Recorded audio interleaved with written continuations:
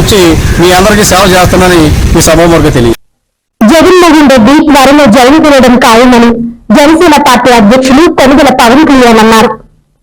ఈ సందర్భంగా బుధవారం ఆయన కాకినాడలో మీడియాతో మాట్లాడుతూ 30 కేసులు ఉన్న జగన్ బెయిల్పై బయట తిరుగుతున్నారని అన్నారు.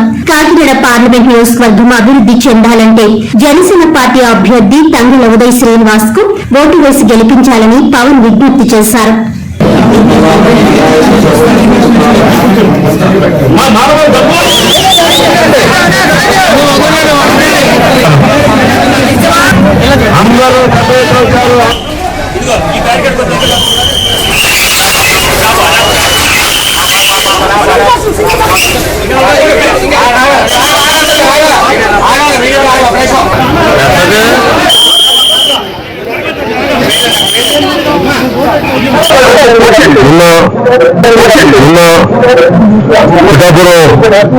పిఠాపురంలో నామినేషన్ వేశాం. ఈ రోజున జనసేన, భారతీయ జనతా పార్టీ, తెలుగుదేశం కూటమి ఉమ్మడి అభ్యర్థిగా జనసేన పార్టీ గ్లాస్ గుర్తు మీద శ్రీ తంగెళ్ల ఉదయ్ శ్రీనివాస్ ఈ రోజున నామినేషన్ వేయడం జరిగింది. ఇది పాపులర్ గా ఆయన 2 టైం ఉదయ్ అంటారు ఆయన. సో అదే రిక్వెస్ట్ చేశాం ఎలక్షన్ కమిషన్ కూడా 2 టైం ఉదయ్గా ఏమాత్రం పాసిబిలిటీ ఉన్నా దాన్ని బ్యాలెట్ ప్రక్రియ చేయమని రూల్ 56 పేజ్లో ఒక రూల్ ఉంది. సో దాని ప్రకారం చేసుకోవచ్చు. అందులో వాళ్ళు కన్సిడర్ చేశారు. ఈ ఎన్నికలు చాలా రాష్ట్రానికి చాలా కీలకమైనవి. వచ్చే ఎన్నిక ఒక 5 సంవత్సరాల కోసం కాదు, ఒక తరం కోసం. ముఖ్యంగా ఓఎన్జీసీ, రిలయన్స్, అలాగే రకరకాల పరిశ్రమలు, కాకినాడ ఎస్సీజెడ్లు, అలాగే ఇంత అపారమైన తీర సంపద ఉన్న ప్రాంతం, ఇప్పుడు మత్స్య సంపద ఉన్న ప్రాంతం, దాని చోట్ల అనేక సమస్యలు ఉన్నాయి. ఈ ప్రాంతంలో కాకినాడ పార్లమెంట్ అభ్యర్థిగా శ్రీ తంగెళ్ల ఉదయ్ శ్రీనివాస్ గారు గెలుపు చాలా చాలా కీలకం. అలాగే చంద్రబాబు గారి గెలుపు కూడా కాకినాడ అభ్యర్థి తెలుగుదేశం పార్టీ చాలా చాలా కీలకం. కాకినాడలో రౌడీజం ఎక్కువైపోయింది, గాంజా క్యాపిటల్ అయిపోయింది. ఎటు చూసిన 14-15 ఏళ్ళ పిల్లలు కూడా గంజాయిలు విచ్చలవిడిగా జరుగుతూ ఉంది. తల్లిదండ్రులు పడ్డే బాధ చెప్పుకోలేదు. లా అండ్ ఆర్డర్ క్షీణించిపోయింది. మా కూటమికి వైఎస్ జగన్ చెప్పి తను ఒకరిచ్చే హామీ 5 సంవత్సరాల అద్భుతమైన మ్యాండేట్ ఇచ్చారు ప్రజలు. ఏ ఒక్కటి కూడా నిలబెట్టుకోలేదు. లా అండ్ ఆర్డర్ క్షీణించిపోయింది. 30,000 మంది ఆడపిల్లలు అదృశ్యం అయిపోయారు. ఉద్యోగాలు, ఉపాధి అవకాశాలు, ఏ పథకాలు కూడా సరిగ్గా అందలేదు. ఇలాంటి సమయంలో ఒకరిగా ముగ్గురు కల్పిస్తున్నాం. ఎందుకంటే 5 కోట్ల మంది ప్రజలకి ఒక పార్టీ కాదు 3 పార్టీలు కలిసి ఈ రోజున మేము ఒక బలమైన కూటమిగా 2014 ఎలాంటి కూటమి ఏర్పడ్డామో అలాగే ఉదయ గోదావరి జిల్లాలో కూడా, ముఖ్యంగా ఉదయ గోదావరి జిల్లాలో జనసేన, భారతీయ జనతా పార్టీ, తెలుగుదేశం కూటమి స్వీప్ చేయబోతుంది. కాపు రిజర్వేషన్లు చీకొట్టింది వైసీపీ పార్టీ. అలాంటి పార్టీని రిప్రజెంట్ చేస్తున్నారు. 27 దళిత పథకాలు తీసేశాడు. దానికి సమాధానం చెప్పాలి. దళితులకు సంబంధించి బీసీలకి 34% నుంచి 24% స్థానిక ఎన్నికల్లో తీసేశాడు. దానికి సమాధానం చెప్పాలి. ఇలా 30,000 మంది ఆడపిల్లలు అదృష్టం అయిపోయారు. దానికి సమాధానం చెప్పాలి. ఏ సమాధానం చెప్పకుండా కూర్చోబెట్టుకొని వచ్చేసేలా ఓటు ఉంది, డబ్బులు ఎక్కువైపోయి 400 కోట్లు ఖర్చు పెడతాం, 200 కోట్లు ఖర్చు పెడతాం, ఓటుకి 10,000 ఇస్తాం, లేదంటే నాయకులు 10 లక్షలు పెట్టి కొనేస్తామంటే ఎన్నో నాయకులు ఎవరైనా సరే వాళ్ళకి 10 మంది ఓటర్లు ఇవ్వడం లేదు. అలాంటి కొనుక్కున్నారు. సో మేము కోరుకునేది ఏంటంటే తంగెళ్ల ఉదయ్ శ్రీనివాస్ గారు చాలా దిగువ మధ్యతరగతి కుటుంబం నుంచి వచ్చిన వ్యక్తి. ముఖ్యంగా ఇంజనీరింగ్ చేసిన తర్వాత తన స్వయం శక్తితోటి టీ టైం అనే కాఫీ డే చూసాం, లేదంటే స్టార్ బక్స్ చూసాం, లేదంటే బరిస్టా కాఫీ చూసాం. ఇలాంటివన్నీ టీ లీఫ్ అనే మన విదేశాల్లో ఉన్నాయి, బ్రాంచెస్కి వెళ్ళిపోయింది. అలాంటి ఫ్రాంచైజ్ మనకు అందుబాటులో లేదు. మన ఒకటి ఎదుగుదల అంటే ఏలాగా ఒక కాన్సెప్ట్ క్రియేట్ చేస్తే కొన్ని 10,000 మంది బతకాలి. ఎట్లాంటి సంపాదన రావాలి. సంపాదన అంటే ఒకరి దగ్గర కేంద్రీకృతమై అదే అభివృద్ధి అనుకుంటే ఎట్లా?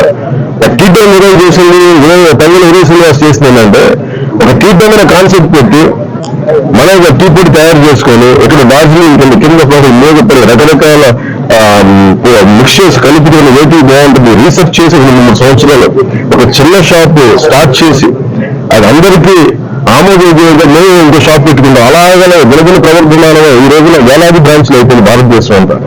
ఒక్కరు ఎదగడం కాదు, ప్రతి బ్రాంచ్ వల్ల దాదాపు 25,000 మందికి ఈరోజు ఉపాధి అవకాశాలు లభించింది. సిపిఐ లిబరేషన్ పార్టీ నుంచి కాకినాడ పార్లమెంట్ అభ్యర్థిగా ఆ పార్టీ నాయకులు బొగతా రాజు నామినేషన్ దాఖలు చేశారు. ఈ సందర్భంగా ఆయన మాట్లాడుతూ జిల్లాలో ప్రధానంగా మెట్ట ప్రాంతాలలో పిఠాపురం, గొల్లప్రోలు ప్రాంతాలలో ముంపుకు గురై ప్రజలు అనేక సమస్యలు ఎదుర్కొంటున్నారని తెలిపారు. తమ పార్టీ నిరంతరం ప్రజా పోరాటం చేస్తుందని స్పష్టం చేశారు. ఏ పార్టీ నెగ్గినా సెంటర్లో బీజేపీకి మద్దతు తెలుపుతాయని, అందుకే జిల్లా ప్రజలు సిపిఐ లిబరేషన్ పార్టీకి ఓటు వేసి గెలిపించాలని కోరారు. నా పేరు Bogatha Bangarao, CPI liberation party అభ్యర్థిగా ఇవాళ కాకినాడ పార్లమెంట్ కి నేను నామినేషన్ ఇవ్వడం జరిగింది. ప్రధానంగా మరి జిల్లాలో ఉన్నటువంటి 7 నియోజకవర్గాల్లోనూ కూడా అటు మెట్ట ప్రాంతం, ఇటు సముద్ర తీరం, ఇటు పల్ల ప్రాంతం అంతా కూడా చాలా సమస్యలతో ఇవాళ కొట్టుకొట్లాడుతూ ఉన్నాయి. ప్రధానంగా మనం చూసుకున్నట్లయితే మరి ఈ జిల్లాలో ఉన్నటువంటి తీర ప్రాంతం అంతా కూడా మరి SIZలో పేరు పెట్టి మొన్నటి వరకు భూములు లాక్కున్నారు. ఇప్పుడు కొంత భూములు ఏదైతే ఉందో వదిలిపెట్టి మిగిలిన భూముల్లో ఇవాళ మందుల ఫ్యాక్టరీలు కూడా కట్టి శుభ్రంగా కాలుష్యమైనటువంటి ఫ్యాక్టరీలు అన్నింటిలో కూడా తీసుకొస్తా ఉన్నారు. అదే రకంగా మరి పిఠాపురం, గొల్లప్రోలు ప్రాంతం అంతా కూడా ఎప్పుడు కూడా ముంపు గురవుతా ఉంది. ఎప్పుడు కూడా దాన్ని బాగు చేయడానికి వాళ్ళు ఎటువంటి పరిస్థితులను కూడా వాళ్ళు చూడలేదు. అలాగే మెట్ట ప్రాంతాల్లో ఉన్నటువంటి ఏలూరు నీటిని విశాఖపట్నం తరలిస్తున్నా తప్పించి అక్కడ ఉన్నటువంటి మెట్ట ప్రాంతానికి ఏమన్నా కానీ నీరు కానీ వాళ్ళు పెట్టుకున్నట్లయితే వాళ్ళ మీద తప్పుడు కేసులు కూడా బనాయించి రైతుల మీద కూడా కేసులు కూడా బనాయించడం జరుగుతూ ఉంది. ఈ రకంగా మొత్తం జిల్లాలో ఉన్నటువంటి అన్ని సమస్యలు కూడా మేము ప్రధానంగా ఇవాళ అడ్రస్ చేస్తా ఉన్నాం, వీటిలో పోరాటం చేస్తా ఉన్నాం. అదే రకంగా ఇక్కడ కాకినాడ జిల్లాలో అనేకమైనటువంటి ఫ్యాక్టరీలు ఏవైతే ఉన్నాయో వ్యవసాయ ఆధార ఫ్యాక్టరీలు వచ్చాయి, అలాగే తీర ప్రాంత ఆధార ఫ్యాక్టరీలు వచ్చాయి. ఎన్నింటిలో కూడా కార్మికులు పనిచేస్తా ఉన్నారు. ఎప్పుడు కూడా యాక్సిడెంట్లు జరుగుతూనే ఉన్నాయి. కార్మికులకి భద్రత లేకుండా పోయింది.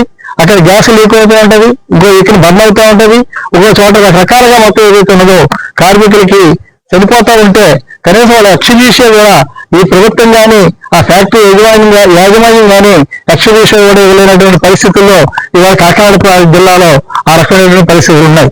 దేశవ్యాప్తంగా మరి మోడీ గవర్నమెంట్ ఈ రోజున మత సామరస్యాన్ని అంతా కూడా దెబ్బతీసింది. అదే రకంగా రకరకాలుగా మాట్లాడుతూ ఉన్నారు వాళ్ళు. మొత్తం దేశంలో ఉన్నటువంటి నిరుద్యోగ సమస్య చాలా ప్రధానమైనటువంటి సమస్య, అలాగే ధరల సమస్య చాలా ప్రధానమైన సమస్య.